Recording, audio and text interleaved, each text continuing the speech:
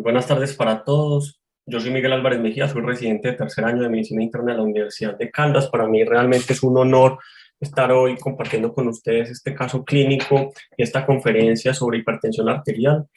Espero con ella resolver algunas dudas y mejorar el impacto sobre el tratamiento y la prevención primaria y realizar un adecuado diagnóstico de hipertensión arterial en nuestra población.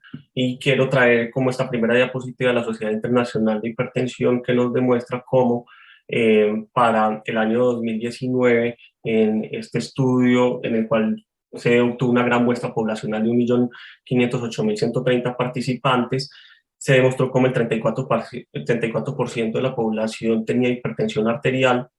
De los pacientes que tenían hipertensión, el 54,7% tomaban antihipertensivos, y veamos que de los que toman antihipertensivos, tan solo el 57,8% logran cifras de tensión arterial por debajo de 140/90 y unos niveles de presión arterial controlados por debajo de 130/80, tan solo el 28,9% de la población. Para América tenemos una participación de 107.752 personas o diagnóstico de personas con hipertensión. Colombia aportó un poco más de 48.000 pacientes y para un total del 3,2% de la muestra. Pero veamos datos muy importantes. Por ejemplo, veamos que de los pacientes que sean conscientes de su condición de la hipertensión, solo era el 73% de ellos, y el 69,7% estaba tomando un tratamiento antihipertensivo. Veamos que la proporción de los pacientes que tenían unas cifras de presión arterial controlada era un poco más del 60%. Por lo tanto, pues, es mandatorio traer esta conferencia. Veamos que si bien hay una relación entre la tensión arterial sistólica y los desenlaces adversos cardiovasculares mayores de forma lineal, la mayor carga poblacional están en cifras de tensión arterial sistólica por debajo de 150 milímetros de mercurio, y es allí donde encontramos la gran proporción de la muestra, y el exceso de mortalidad secundario a desenlaces adversos cardiovasculares mayores se encuentra en pacientes que están en cifras de entre 130 y 150 milímetros de mercurio para la tensión arterial sistólica. Para ello, entonces, traigo un paciente de la consulta ambulatoria rutinaria. Juan es un paciente de 54 años, es profesor sedentario mestizo, tiene una talla de 1,73 metros, pesa 76 kilos, un perímetro abdominal de 98 centímetros, y se le obtuvo una tensión arterial en el consultorio de 135/85 milímetros de mercurio. No tiene ningún antecedente de enfermedad cardiovascular, consume licor de forma ocasional, no fuma, y esto son, pues, la glicemia de 90, un colesterol total de 230, unos triglicéridos en 150, HDL en 38 y un LDL corregido en 162 miligramos de cilitro. Entonces, lo primero que quiero preguntarles es si realmente este paciente tiene o no tiene hipertensión arterial y cuál sería la conducta apropiada para seguir, es decir, solo cambios en el estilo de vida, hacer seguimiento, hacer un tratamiento farmacológico y cambios en el estilo de vida. El paciente está en metas, no debe realizar ningún cambio, o le vamos a calcular el riesgo de una enfermedad cardiovascular a 10 años y vamos a administrar un tratamiento ya sea farmacológico o no farmacológico. Lo primero, entonces, para hacer un adecuado enfoque es una buena historia clínica, descartando o buscando signos sugestivos de hipertensión secundaria como Cushing, feocromocitema, hipertensión renovascular o de coartación aórtica, enfermedad aórtica. Descartar que el paciente no tenga signos de daño de órgano blanco, porque esto saldría, pues, de este caso, ¿cierto? Como a nivel cerebral, que el paciente no tenga una focalización neurológica, no tenga retinopatía hipertensiva, no tenga compromiso a nivel de cardíaco, ya sea por taquiarritmias, signos de falla cardíaca, enfermedad arterial periférica o enfermedad carotidia. Y muy importante siempre descartar obesidad, ya sea por índice de masa corporal o por circunferencia de cintura ajustada a los puntos de corte de cada país. Para nuestro caso en Colombia sería una circunferencia de cintura en hombres por encima de 91 centímetros y en las mujeres de 89 centímetros. Siempre hacer entonces estos paraclínicos de rutina con el hemograma, la glicemia, un perfil lipídico, los electrolitos de sodio y potasio, una creatinina sérica y calculamos la tasa de filtración glomerular, un examen de orina donde incluimos microalbuminuria y un electrocardiograma, pues, de 12 derivaciones, siempre como seguimiento y buscando, pues, signos de daño en órgano blanco. Para nuestro caso, entonces, determinar los niveles de presión arterial en el consultorio. Juan estaba entre 130 y 159 la sistólica, entre 85 y 99 la diastólica, es decir, que el diagnóstico debe ser confirmado, ¿cierto? En caso de que fuera por encima de 160, 100, ya tenemos un diagnóstico de hipertensión arterial. Entonces, para el caso de Juan, debemos descartar que no se trate de una hipertensión de bata blanca o una hipertensión enmascarada. Para ello, le vamos a recomendar que se tome la presión arterial en casa con unos dispositivos automáticos que le permiten al paciente tomarse la presión arterial en donde se desenvuelve en su día a día, y realmente esto nos va a dar un mejor reflejo de qué es lo que está pasando con la presión arterial de Juan. Explicamos cómo es la adecuada toma. El paciente debe estar bien sentado, con la espalda apoyada, los pies sobre el piso, la vejiga debe estar vacía, no debe haber consumido café, no debe haber realizado ejercicio en los últimos 30 minutos, debe estar con su nivel de estrés basal y debe tomarse al menos 3 veces la presión arterial, y de ahí sacamos entonces un promedio. Nosotros en Colombia tenemos la Liga Colombiana contra el Infarto y la Hipertensión, que ha desarrollado una app que es la que les presento, la cual nos demuestra cómo es el promedio de cifras de tensión arterial. Para Juan sería 135 la sistólica, 83 la diastólica, un reflejo pues de lo que encontramos en el consultorio, y nos muestra también gráficamente cómo han sido las tendencias y cuáles y cuánto tiempo de ellas ha permanecido en hipertensión, ya sea grado 1 o grado 2. ¿Cuáles son las ventajas entonces de tener este monitoreo de presión arterial en casa? Es que es un método barato, le permite al paciente tener una mayor adherencia al tratamiento y ser consciente de su condición, y quizás la principal desventaja que tengamos es que no se pueden realizar medidas de la presión arterial de forma nocturna. Sin embargo, debemos valorar lo que se define como el dipping en una población muy específica, que principalmente aquellos pacientes que le estamos sospechando apnea del sueño, enfermedad renal crónica, paciente diabético con una hipertensión secundaria de origen endocrino o una disfunción autonómica, en el cual el dipping puede ser menor o puede estar ausente, y quizás en ellos sí sea necesario hacer otros test diagnósticos como el monitoreo ambulatorio de presión arterial. Sin embargo, el monitoreo o el automonitoreo de presión es excelente y cada vez viene con mayores niveles de recomendación, inclusive en el estudio SPRINT también se implementó. Muy importante definir cuándo la presión arterial es normal, para a partir de ello empezar a tomar conductas. Entonces, en este metaanálisis de 2012 demostró cómo los eventos adversos cardiovasculares mayores empiezan a aparecer una vez las cifras tensionales de la tensión arterial sistólica sobrepasan los 115 milímetros de mercurio, o en la diastólica 75 milímetros de mercurio. No quiere decir que sea a partir de esos puntos de corte cuando vamos a implementar un tratamiento farmacológico. Para ello, entonces, tenemos unas guías de práctica clínica que han variado pues entre una u otra, y tenemos que, sobre todo en la Sociedad Internacional de Hipertensión y la Sociedad Europea de Cardiología, que son quizás unas guías recientes, nos han demostrado cómo en casa, el monitoreo en casa, unas cifras superiores de la sistólica a 135 milímetros de mercurio, una diastólica por encima de 85 milímetros de mercurio, ya se consideraría entonces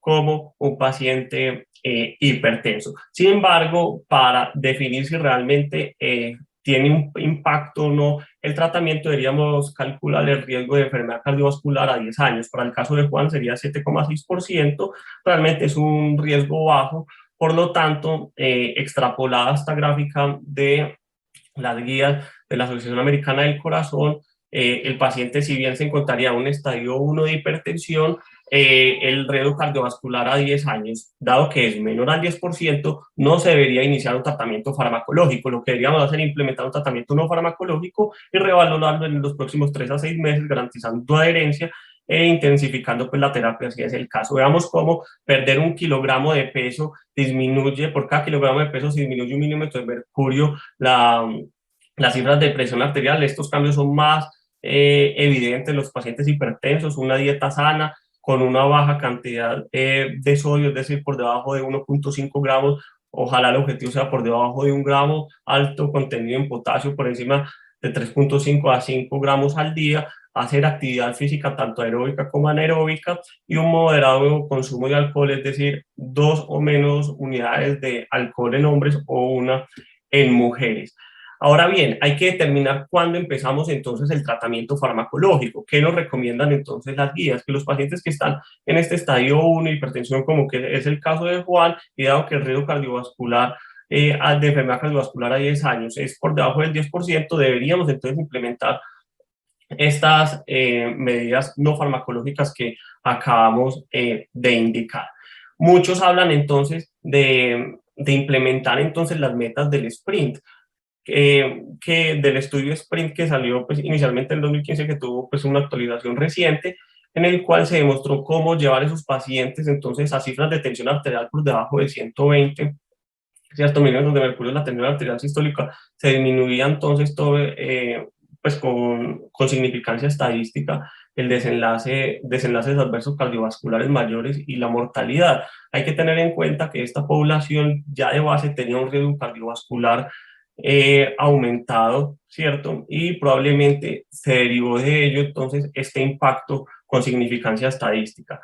¿Qué tenemos para los pacientes que están en un riesgo intermedio o bajo? Tenemos el estudio HOP3 con participación también de la doctora Dora Inés Molina en nuestro medio pues, local, en el cual se demostró que los pacientes que se les daba candesartán más hidroclorotiazida, se llevaba a cifras de tensión arterial eh, en metas o por debajo pues, de las metas, perdón, no se demostraba un mejor impacto, un mejor desenlace, no había significancia estadística, por lo que no, en base en este estudio, no deberíamos implementar un tratamiento farmacológico en las personas que no tengamos pues, en estadio 1 de hipertensión con un riesgo cardiovascular al menos intermedio.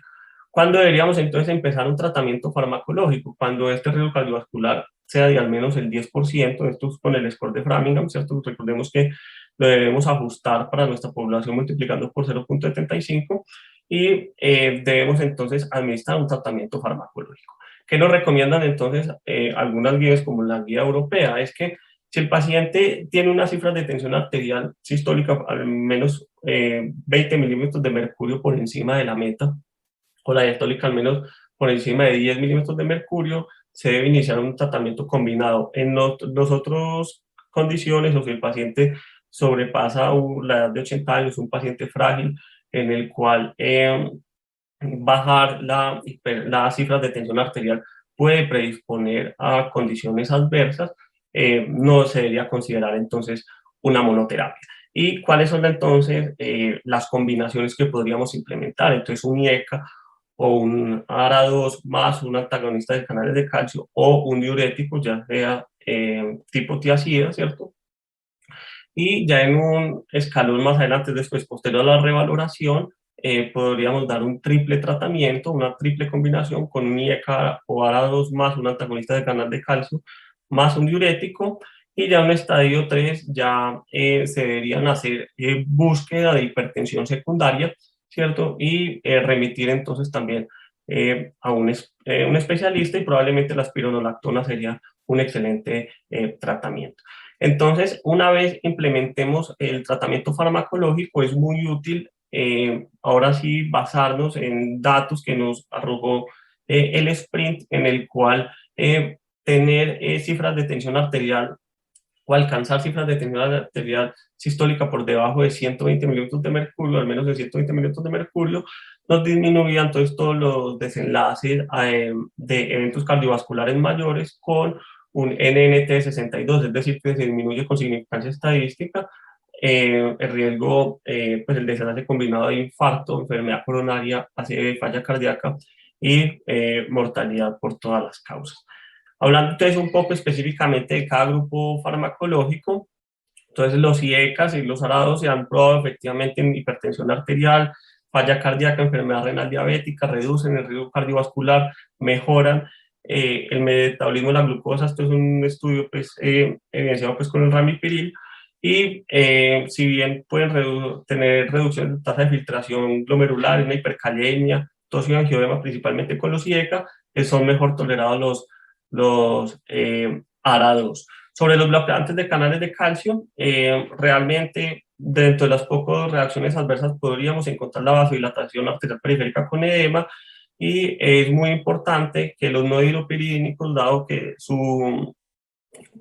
pueden disminuir la frecuencia cardíaca y la contracción cardíaca, podría tener pues como algunos desenlaces adversos y deberían tomar con cautela. Y lo otro es que la inhibición del citocromo P450, la isoenzima 3A4, podría tener algunas interacciones farmacológicas. Sobre los diuréticos tenemos los tipo tiacidas, ¿cierto? Y los similares a tiacidas, según el anillo de benzotiazidina, ¿cierto? Que se presente, tenemos que tener en cuenta que para el hidroclorotiazida, una dosis de 25 miligramos al día disminuye una presión arterial sistólica en 10 milímetros de mercurio. Puede ser un poco mayor para la clortalidona. Tener en cuenta que el metabolismo de la glucosa se puede alterar, se desconoce, ¿cierto? Cuál sea el riesgo eventos cardiovasculares a largo plazo, secundario pues aumento de las cifras de glicemia, pero lo que tenemos que tener en cuenta es que se puede generar hipocalidemia e hiponatremia, y puede ser una adecuada combinación usar los IECA o los arados. Muy importante siempre garantizar la adherencia, cómo lo vamos a valorar en cada visita y antes de incrementar o intensificar el tratamiento.